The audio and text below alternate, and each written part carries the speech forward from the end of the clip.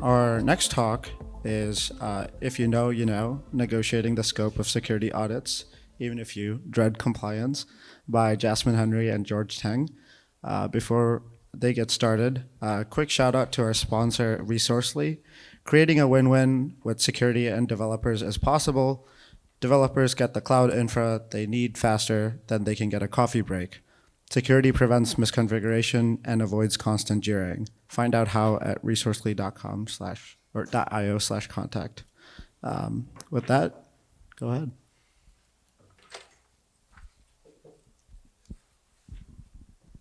Hi, everyone. I'm George Tang.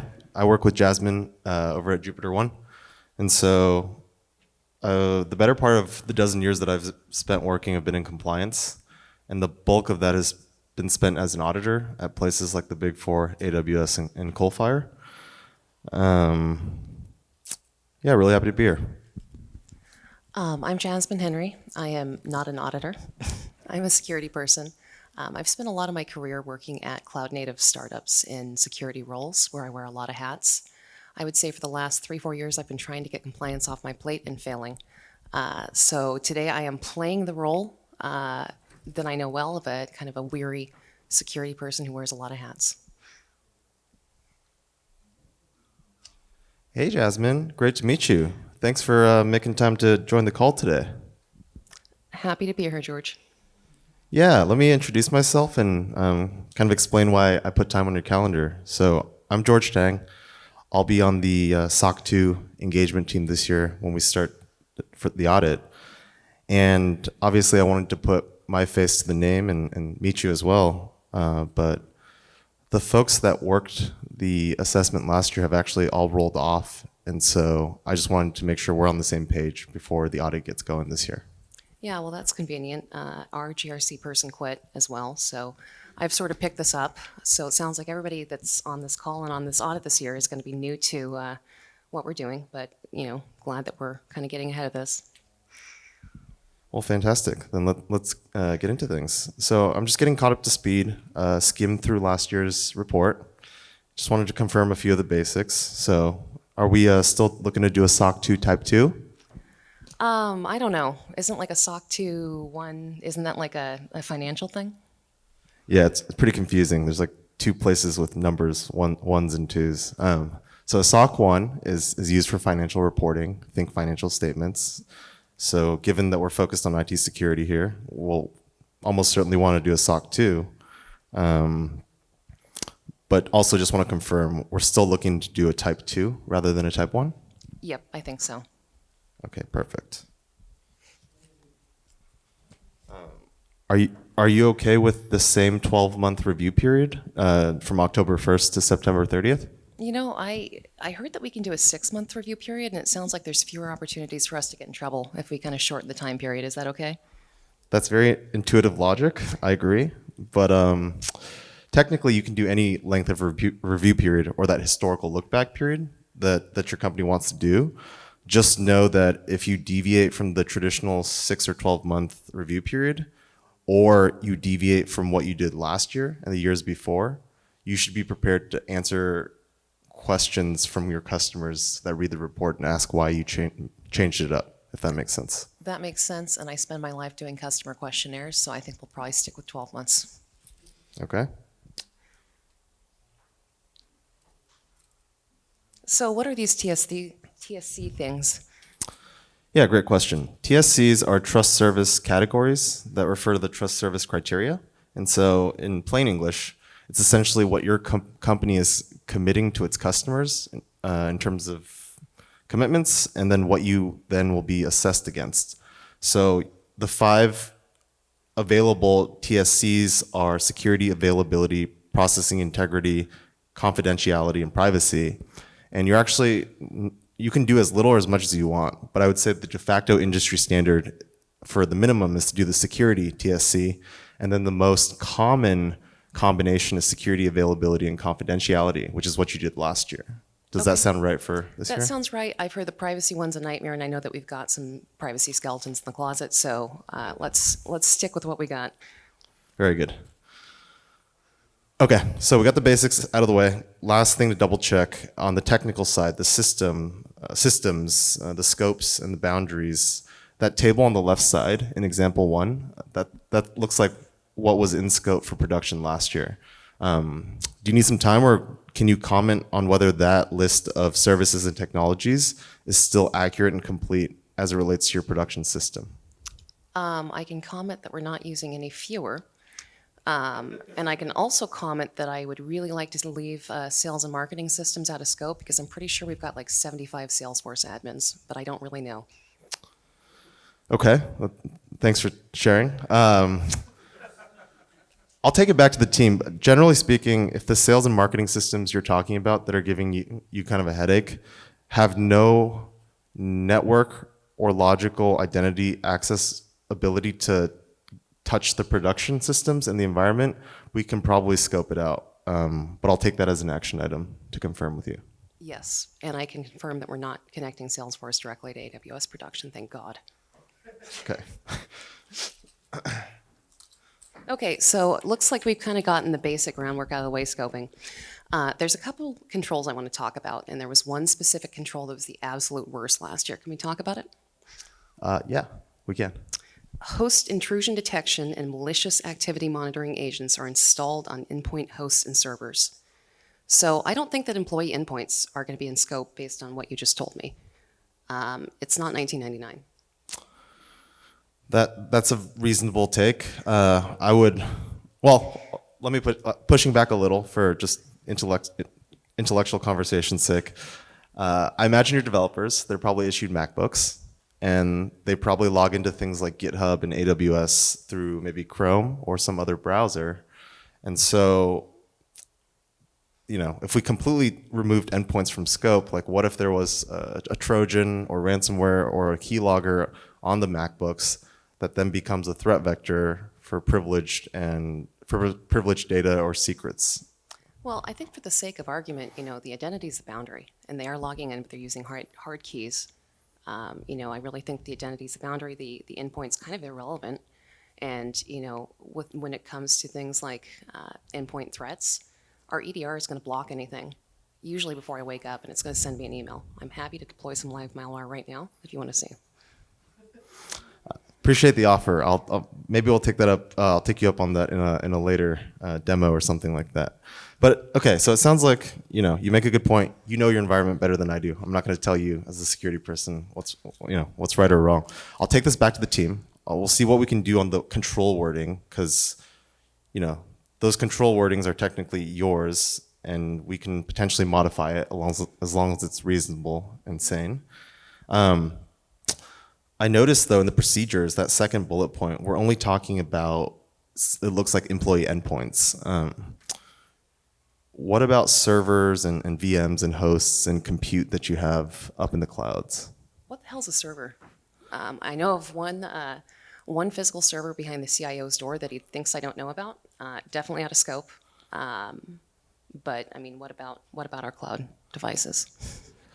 Well, if you have things like EC2s and you're processing either your customer's data or company IP that you're trying to protect, I would probably want to talk to you and make sure you at least have some sort of agent or service, whether it's an XDR or some sort of security service for intrusion or otherwise, or at least understand your rationale as to why we're not doing that. Yeah, well, I think that monitoring on the cloud is totally a reasonable ask. We can go further into that in the future. Perfect. Well, I feel about 30% better. And there's another control I want to discuss, which is firewall protection is enabled at the network, host, and application layer. I think the part of this that I have a rub with is network. The term network is not aged particularly well. Yeah, you make a fair point. Looking at the control wording, I'm going to be honest with you, that's pretty cookie cutter. It's like a pretty industry standard templated wording, and it really does seem to apply more for a traditional 3-tier web app. And I know that your company is obviously a cloud native. Microservices, yep. That's right. So yeah, we can make the wording a little bit more specific. I think if we look at what the procedures are, those bullet points, the third one, we probably want to get pretty specific on what ACLs are, because it could refer to either this AWS subnet ACLs, or maybe are we talking about security groups or other layered and potentially managed or unmanaged ingress or egress controls within AWS? Yeah, that's a great question, and I think that I didn't know necessarily coming into this call that I can work with my SOC 2 auditor to reward things. I think that when you're looking at a microservices environment like ours and you're, creating control wording, that there's a lot more value in understanding service communication security and whether or not you're monitoring. Yeah, and like looking at the last bullet point, kind of going back to what we were talking about on the last control, it looks like we included in the scope of last year's testing employee devices and corporate IT assets, so local firewalls. I'd be more inclined for this control, especially because I think I heard you mention there's not really a corporate network. Correct. We could probably even remove that from the scope of this year's testing from like an evidence request burden perspective. That sounds fantastic. Okay, well, there was one more control I wanted to negotiate today, which is all physical computing and information processing assets, such as laptops and workstations, are maintained in an asset inventory system. So we've got a pretty ephemeral approach to architecture. We've got some weekly automated rebuilds. So what do you want me to do with this one? Yeah, I guess, what is an asset to your team and company as it relates to your system? Well, identities, Identities, cloud things, things, applications, Uh-huh. network chunks. Okay. Yeah. Okay, I think that's a pretty solid start. Are we, do we think employee and corporate assets like laptops are assets? Not for the sake of the audit, but yes, I think IT probably tracks those in a spreadsheet somewhere. Okay.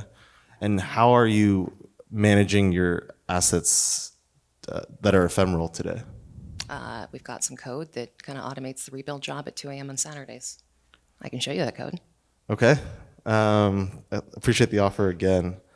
My coworker was telling me that AWS and the other clouds, they have some native services that might help in terms of an asset manager, asset inventory. And I know there's some vendors that either offer free open source type stuff or paid offerings from an asset management perspective, if you're interested in looking into it.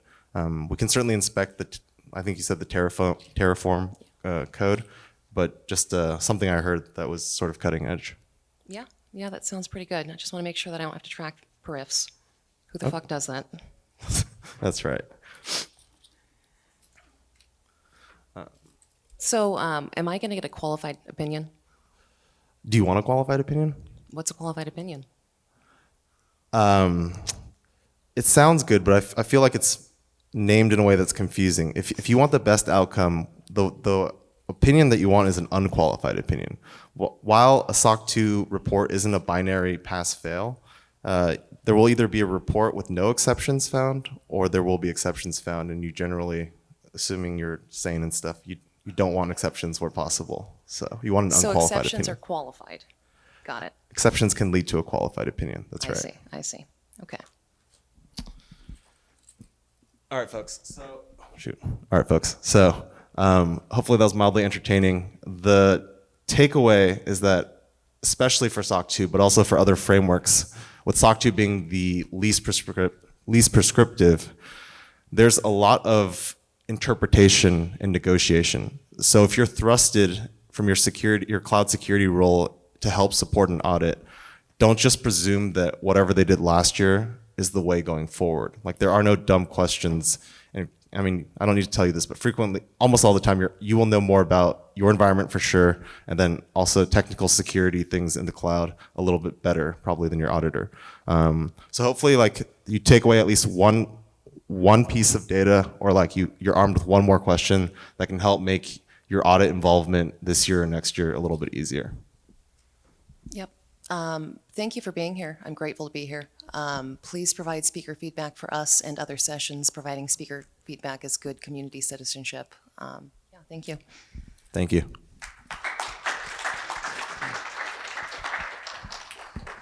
I hope I'm the only one that doesn't feel this way, but please give it up again for one of the most unique sessions for CloudSec. Any questions from the audience?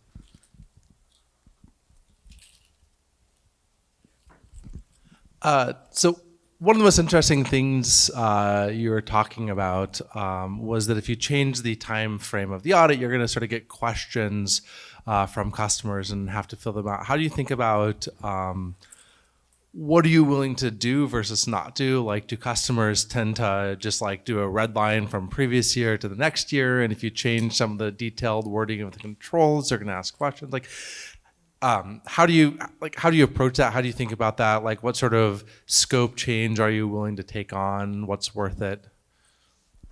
Yeah, I assume you're asking from like from like an auditor perspective. I mean, in some ways, if I understand the even the client perspective of, hey, this is the kind of report we're going to get. We're going to show this to our customers. Customers are going to ask questions about it. How do you think of like deciding what kinds of questions you're willing to get and to take on? What kinds of questions are your customers going to ask you then they see these kinds of changes in your report? Okay, I think I understand. I'll respond with like a few specific generic examples. You can tell me if we're getting close. So like, whether it be from the auditor or the customer perspective, if you're going to change pieces of the scope of your, it's called a SOC 2 examination. I use the word audit because that's what people understand. So audit. Be prepared to have a justifiable defense for every change that you make. So I'll give you some examples. If you change the review period, maybe it's because you switched auditors and you want to go on a different cycle, but you need to have an explanation and potentially like a bridge letter to document that. If you want to remove trust service categories, sometimes customers that aren't educated will include everything, including privacy and processing integrity, until they realize it's not really super relevant to their system or product, and it's actually a buttload of extra work and it costs extra. So then like that's like a fairly reasonable argument or justification to remove that from scope. Or then if you change control wording or like evidence that's tested, like we kind of played it up a little bit, but that wasn't super like hyperbole. Like these conversations happen regularly where there's just like a misunderstanding or like, I assumed this was in scope last year. This is what my teammate did. You know what I mean? And then once you clarify, it's like, oh, that system's actually not relevant at all. Or maybe the system actually is relevant. We got to pull it in and maybe do some more testing. It's not always less work. Sometimes like there's more work added as well. Yeah, and I've done customer security as one part of my job I enjoy significantly more than compliance for the last few years. And I think one thing I would say is go look at your customer contracts, especially with very large organizations. Sometimes they will have specific requirements around you have to pass this audit, need the report by X date. So I would say, go see if there's anything currently in writing that prevents you from making those kinds of changes. Otherwise, George's advice is great. To really boil it down to like brass tacks, it's probably what you want to do is the minimum you can get away with committing to your customers. So whatever your biggest and most valuable customer is demanding you do is probably going to be like the low bar, more or less.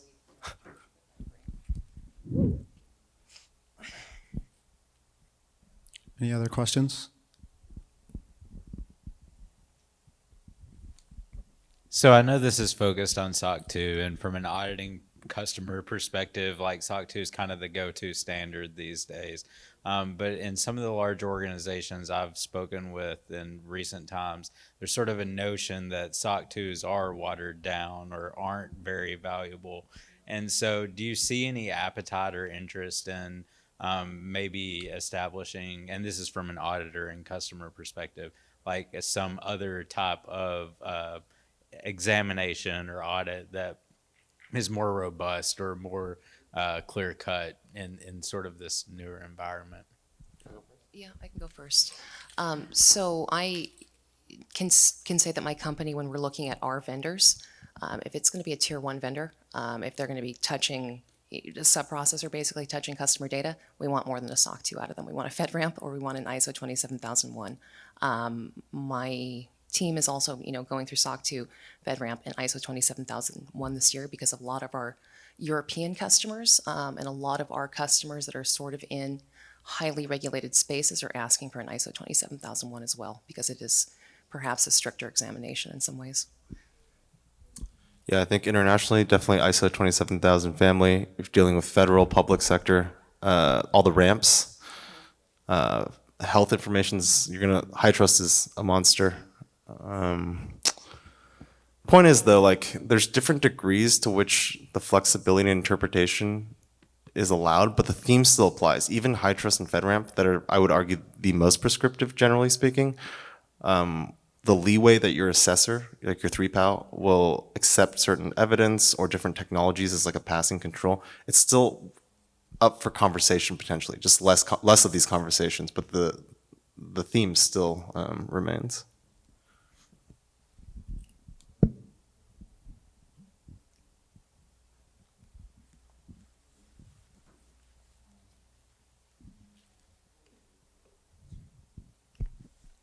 Yeah, I'm just curious. We're talking about a variety of standards here, and if I'm in an organization that's already doing ISO, say, or FedRAMP, something that's a little more prescriptive, a little more restrictive, how do y'all think about the balance of really mapping your SOC 2 controls to those standards because you have to comply and evidence them anyway directly versus trying to minimize your SOC 2 scope because why have too difficult audits given that your customers will be able to see a more restrictive one? What's the trade-off there?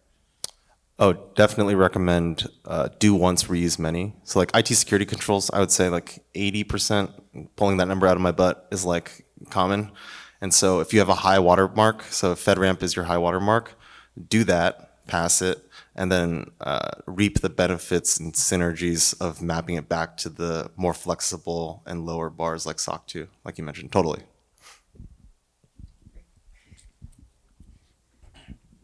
No other questions? All right. We will be back at 11 with Stop the Bulldozers, Hardening the AWS CDK Deployment Process by Don Cooper. Thanks again, Jasmine and George. Thank you.